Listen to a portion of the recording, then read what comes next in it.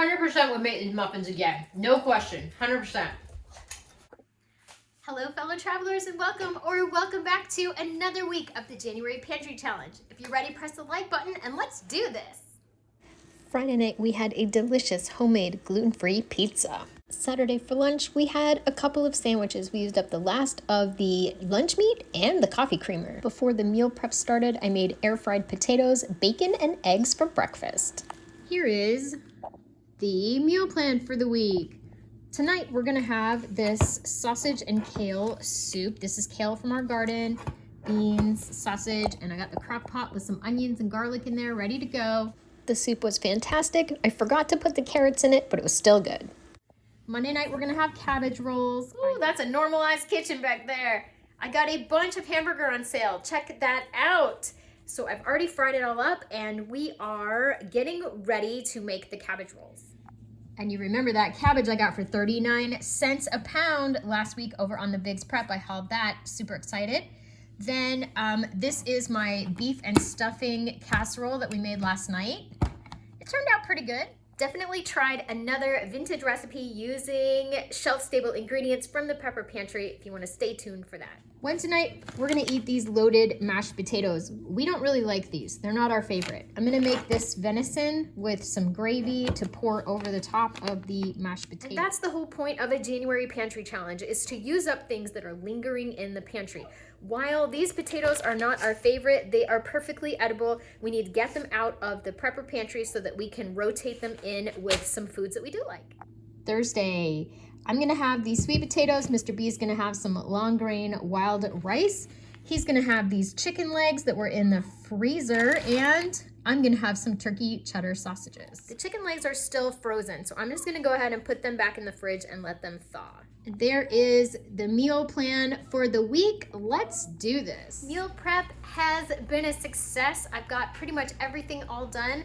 If we look over here, the dishwasher's running, chicken bucket ready to go, and canning jars are out. This is looking pretty good. Dishwasher's running. I've got a few things left to do over there, but I decided to go ahead and can all of this cabbage roll stuff today. I was gonna can it tomorrow, but you know what? Tomorrow I have to work and I just am taking some stuff off my plate. It is noon, so let's do this. Got bread rolls in the oven. That's good. I was so thankful that I made that extra batch of bread because on Thursday night, Mr. B spiked a fever of 102.4. Terrifying. However, his stomach was bothering him so badly. The only thing he wanted to eat was toast, and we had plenty of bread on hand. I did a video a couple of years ago on how I can my cabbage roll soup. I'll try to link that in the description box down below if I can find the video. This is an easy soup to make, an easy soup to can, and you guys know that I am a huge fan of cook once and eat more than once. That I can. I have a hot canner, hot jars, and hot water this time, and everybody's all nestled in, all nice and snug. And check that out, 6 quarts, all done, sealed, and ready for the shelf. We have been absolutely rocking the January Pantry Challenge. It's Saturday night. I don't want to be in the kitchen. You don't want to be in the kitchen. Let's make a quick vintage recipe in 10 minutes or less and find out if it's any good. Press the like button to support the channel and let's go. Mr. B is going to join us for the cook tonight. Recipe screenshot time for a beef stuffing bake. That looks pretty good. Ooh, that cabinet's open. I like beef, I like stuffing. I don't know. Let's see how it turns out. The recipe calls for frozen mixed vegetables, but look, I have these mixed vegetables that were Best Buy 9.22. Let's use those, okay? And it's dented a little bit. Uh-oh. I've got these mushrooms, okay? We used these on our pizza last night. Some ground beef that I had cooked and frozen. Love that. And 2 boxes of turkey stuffing. So I know that the recipe calls for a beef or pork flavored stuffing. I don't have that, especially being gluten free. So we're gonna use this turkey stuffing instead. And if you have a box of stuffing in your pantry, go ahead and give this a whirl. I'm making my own cream of mushroom soup. You don't have to do this. If you've got a cream of mushroom soup in the pantry, now's the time to use it up. Okay, it says to put the beef once it's cooked, which ours is already cooked. It says to put it in an ungreased 13x9. Done. Boxing gloves. turkey stuffing boxing gloves. So next up, we sprinkle the stuffing over top of the beef. Done. Then it says in a bowl you're going to put the soup, the mushrooms, the vegetables, and a cup of water, which I think we're going to need, yeah, we got just over a cup. So this is good because we have 12 ounces of stuffing and not 10. Top with soup mixture. So we're going to do that next. This looks like a wet mess. It's so crazy. Bake for 30 minutes. While our casserole is baking, let's roll over to page 161 and make some jelly-filled muffins. There's a screenshot of our recipe, just in case you need it. Here's some strawberry jam that we made, I think in 2020. I'm not really sure when we made this. May have even been 2019. Let's get this used up. I'm always thankful to have Mr. B as my favorite sous chef in the kitchen. Not sponsored, but always in love with King Arthur gluten-free flour to make all my vintage recipes gluten-free.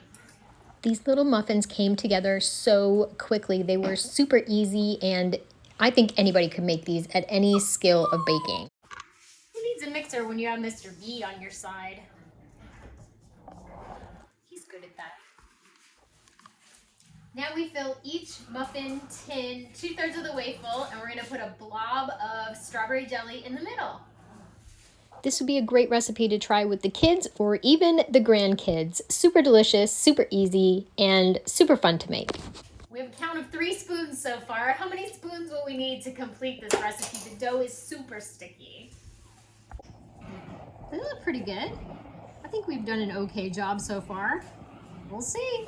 And I always like to show the dark side of YouTube. So there is the counter after we're done. Everybody's in the oven. The casserole is starting to smell pretty good. It is taste test time. The muffins are out of the oven. They look great. And the beef stuff is out of the oven. It doesn't look like much. I'll tell you that right now. Presentation, not so great.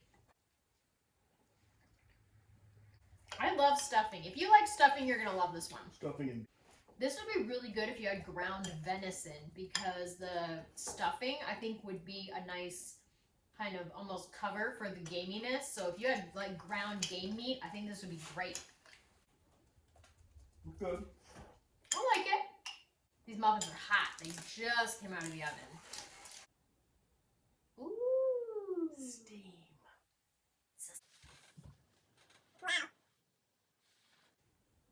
Very nice color, filling, texture, firm.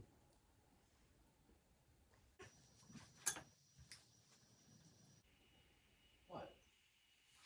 He's gonna eat. He says that every week. Oh, I'm gonna eat. It's a lot. It's good though. When my kids were at home, they would have eaten this whole thing and all the muffins in one night. They would have eaten it all. This would be gone. They would have loved this. They love stuffing. And the muffins, there wouldn't have been any left over for breakfast the next morning. They would have eaten the whole dozen. Thumbs up.